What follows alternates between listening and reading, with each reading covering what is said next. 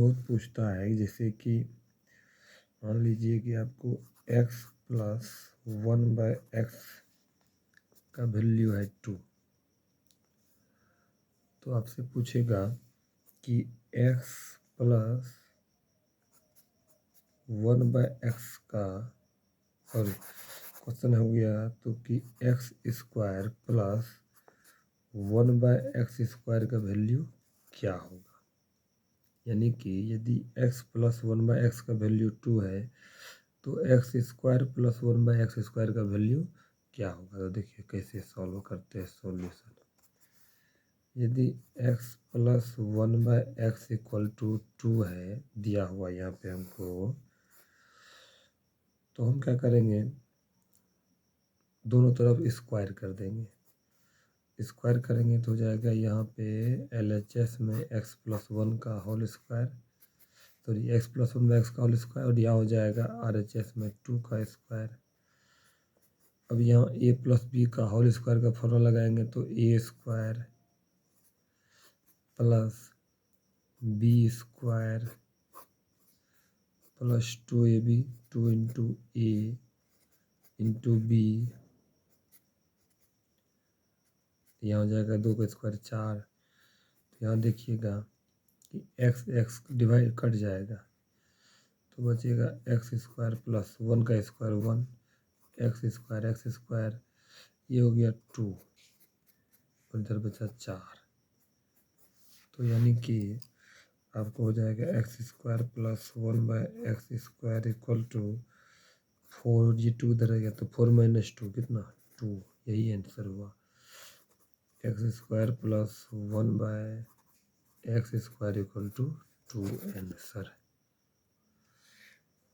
अब जैसे कि एक सवाल पूछता है जैसे मान लीजिए कि 1 प्लस 2 प्लस 3 प्लस 4 प्लस 5, मान लीजिए इसी प्रकार से हम ऐड करते जाए तो मान लीजिए जैसे कि हम 50 तक जोड़ते हैं तो कितना होगा।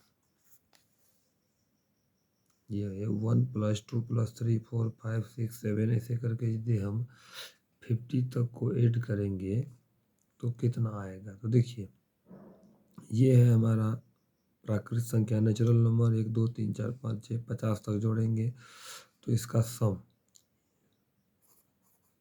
यानी कि योग का सीधा सूत्र है n इंटू n प्लस 1/2।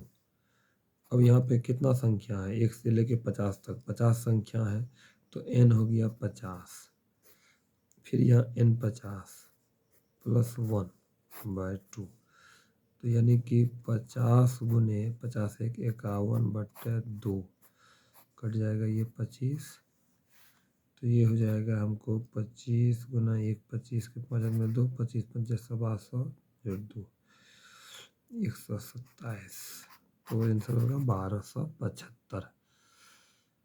यानी कि 1 से लेके 50 तक का यदि नेचुरल नंबर को हम जोड़ेंगे तो आएगा 1275।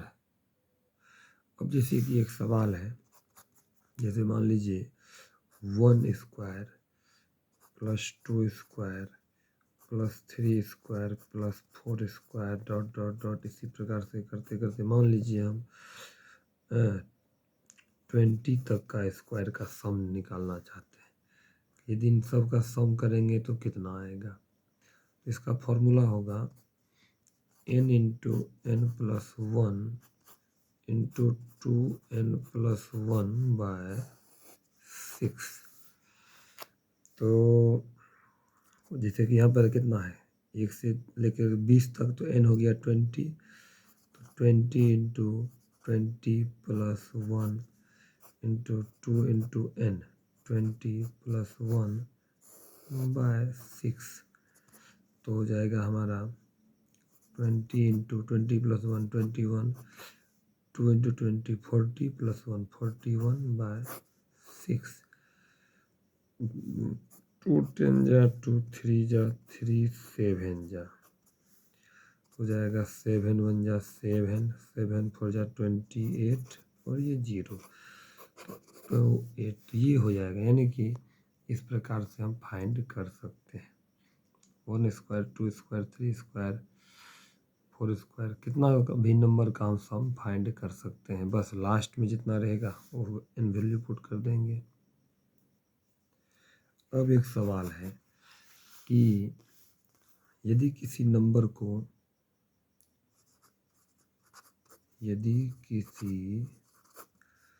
संख्या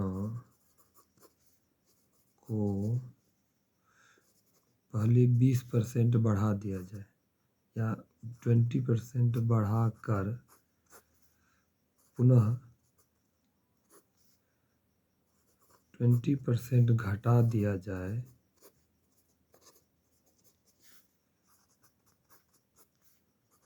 तो संख्या पर क्या प्रभाव पड़ेगा।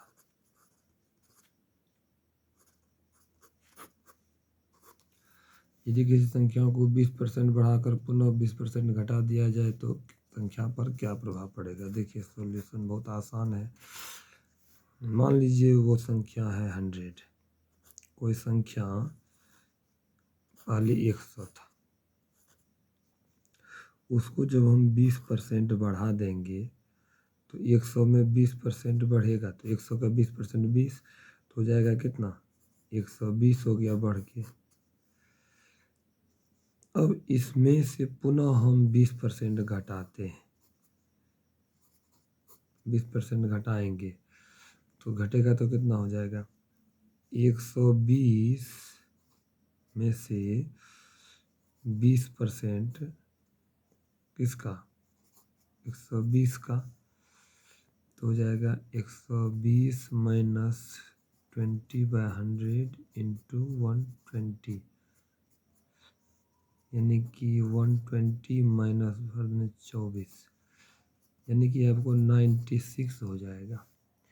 कहने का मतलब 100 को जब 20% बढ़ाएंगे तो 120 हो जाएगा और जब उसको 20% घटाएंगे वापस तो ये वो नंबर आ जाएगा 96। तो अब देखें ओवरऑल तो पहले ये 100 था और अंत में ये हो गया 96। तो यहाँ से यहाँ देखें यदि तो नंबर में 100 में से 4 घट गया तो 100 में से 4 का कमी हुआ है -4, तो इसका मतलब क्या हो गया, इसका मतलब है कि 4% डिक्रीज हो गया। यानी कि किसी संख्या को यदि हम पहले 20% बढ़ा के और फिर 20% घटा देंगे तो ओवरऑल उस संख्या में 4% की कमी आ जाएगी।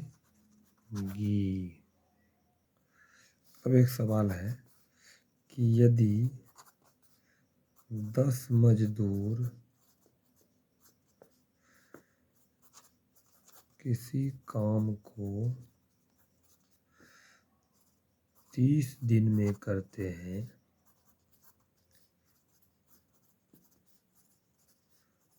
तो 15 मजदूर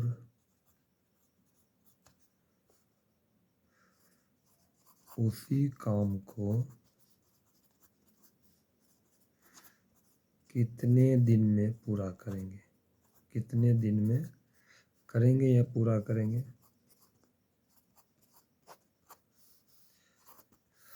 यदि 10 मजदूर किसी काम को 30 दिन में करते हैं तो 15 मजदूर उसी काम को कितने दिन में करेंगे।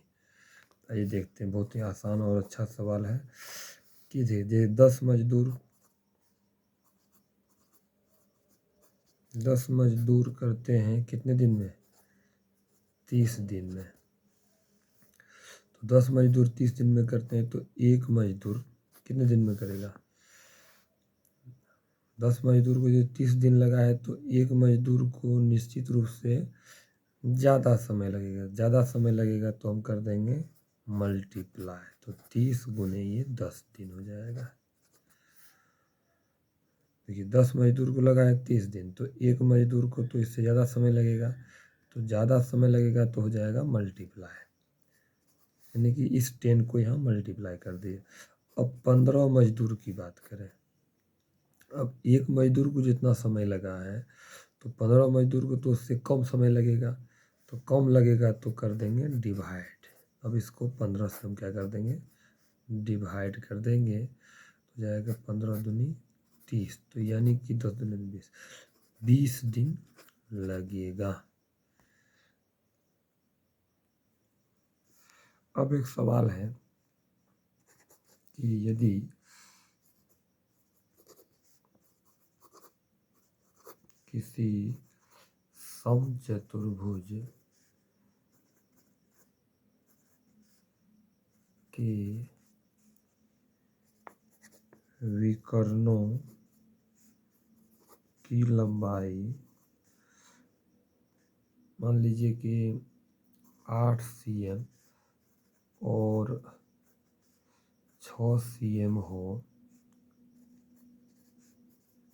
तो उसके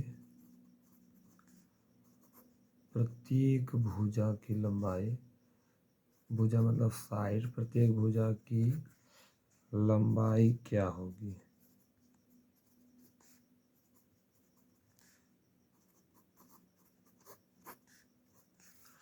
तो यहाँ पे सॉल्यूशन हो जाएगा, देखिए समचतुर्भुज का यहाँ पर विकर्ण दिया हुआ है, दो गो D1 मान लीजिए दे दिया है, पहला है 8 cm, D2 मैंने दूसरा विकर्ण दे दिया है हमको 6 cm, तो उसके भुजा की लंबाई, देयरफॉर समचतुर्भुज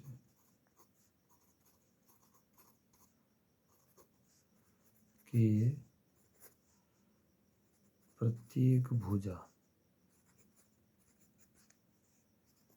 की लंबाई का सूत्र हम लिख देते हैं D1 square plus D2 square का रूट होल डिवाइडेड बाय 2। जैसे देखिए D1 है हमारा 8, तो 8 का स्क्वायर, D2 है 6, तो 6 का स्क्वायर बाय 2। तो यहाँ पे हो जाएगा 8 का स्क्वायर 64, 6 का स्क्वायर 36/2।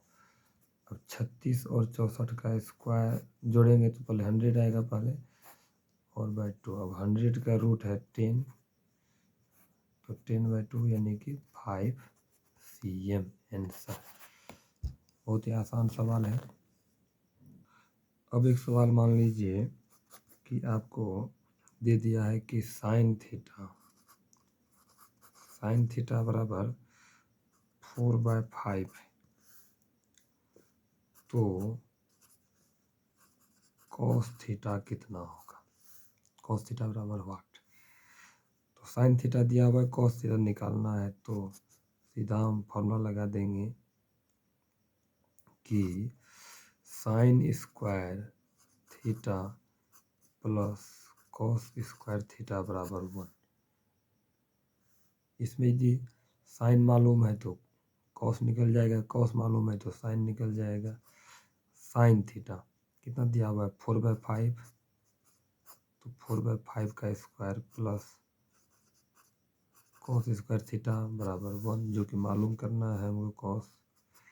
4 का स्क्वायर 16, 5 का 25 प्लस कॉस स्क्वायर थीटा बराबर 1, तो कॉस स्क्वायर थीटा बराबर 1 माइनस 16/25, इसके नीचे 1 दे दीजिए, तो कॉस स्क्वायर थीटा बराबर यहाँ हो जाएगा 1 और 25 का एलसीएम 25, यहाँ 25 हो जाएगा, यहाँ 16, तो हो जाएगा कॉस स्क्वायर थीटा बराबर 9/25,